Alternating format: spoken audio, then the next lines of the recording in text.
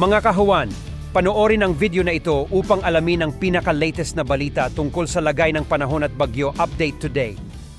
Ngayon, April 28, 2024 at narito ang update ukol sa maging lagay ng panahon sa susunod na 24 oras.